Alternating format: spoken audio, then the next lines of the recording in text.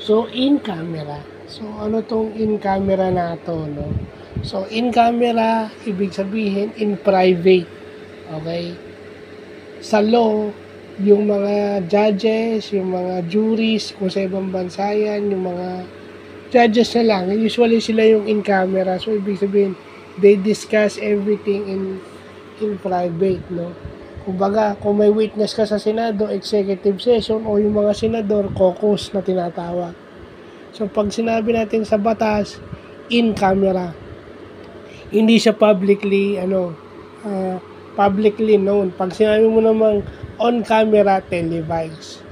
So, yung ICI, marami nagre-request sa ICI na, sana gawing on camera for transparency daw.